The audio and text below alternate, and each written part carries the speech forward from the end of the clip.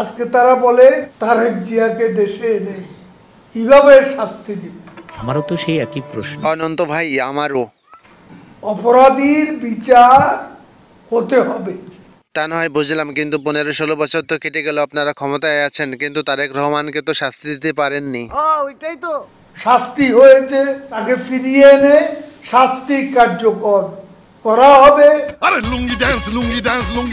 জালা জালায়ের বাসিনে বাপু কষে যে তাড়াতাড়ি ওই খুনি সওয়াল খুনিরে দেশে আইনে শাস্তি কার্যকর করা হোক। দেশের মানুষ দেখুক যে অপরাধী যত শক্তিশালী হোক না কেন, কারো রিহাই নাই। এইটা একটা কথার মতো কথা কইছো। কাকু, অপরাধের শাস্তি হবে এটা বেশ আনন্দের কথা, কিন্তু তারেক রহমান যেহেতু বহু বছর যুক্তরাষ্ট্রে অবস্থান করছে, তাই তাকে দেশে ফিরিয়ে এনে কি তাকে শাস্তি প্রদান করা মনে হয় না অনেক সহজ হবে? তাকে শাস্তি দেবেন, এটা কি আসলেই সত্য? প্রধানমন্ত্রী যেটা দৃঢ় উচ্চারণ করেছেন সেটাই সত্য। জালা জালায়ের বাসিনে বাপু কষে যে তারেক রহমানের যদি শাস্তি কার্যকর করা হয়, তাহলে তো তার সামসাগে সবাই গুদি বা সাথে হারিকেন। এই মেয়েটা হাসে কেন? কারণ এই মেয়েটার বিভিন্ন ঝাড়ের বাসের দারুণ অভিজ্ঞতা রয়েছে। আচ্ছা কাকু, তারেক রহমানের কোন মামলায় কত সাজা হয়েছে জাতির উদ্দেশ্য একটু বলে দিন। দুদকের মামলায় 9 বছর। জালা জালায়ের বাসিনে বাপু তা কষে যে 9 বছর যদি সে হাজতে থাকে, তাহলে তো তার ভবনের যত সব পিছন দিয়েই বার হয়ে যাবে নে। সিঙ্গাপুরে অর্থ পাচার, সে অর্থ পাচারের মামলায় 7 বছরের কারাদণ্ড। তাহলে হয়ে গেল 9 আর 7 16। তারেক রহমান এবার ডিম থেরাপি নেওয়ার জন্য কারাগারে চলো। 20 কোটি টাকা জরিমানা। আবার জরিমানাও আছে 20 কোটি। তাহলে তো বাচ্চাধন এবার হারে হারে টের পাবে যে কত ধানে কত খুদ হয়। 21শে আগস্ট গ্রেনেড হামলা হত্যা মামলায় তারেক রহমানকে যাবজ্জীবন কারাদণ্ড।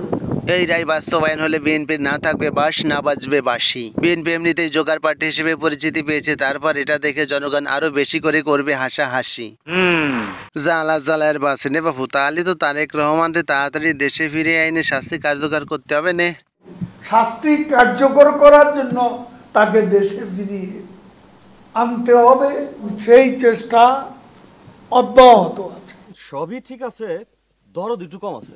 ধর্মিয়া একজন সন্ত্রাসীর জন্য আবার কিসের দরদ?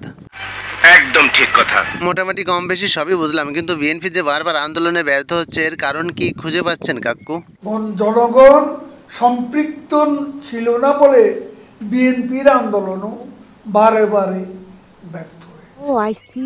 আজকে বিশ্বের এমনকি আমেরিকার প্রেসিডেন্ট কি করেছে কাকু? প্রধানমন্ত্রী শেখ হাসিনাকে চিঠি লিখে একসঙ্গে কাজ করার অঙ্গীকার ব্যক্ত করেছে। দেশ রত্ন মাননীয় প্রধানমন্ত্রী শেখ হাসিনা আসলে একটা জিনিস, যেখানে যায় সফলতা তার দু পায়ে এসে দলিত হয়। কারণ সরকারের বিচার করার সৎ সাহস আছে। সরকার তাদেরকে ইমিউনিটি দিচ্ছে। সবার আগে দেশ, দেশ মাতৃকা।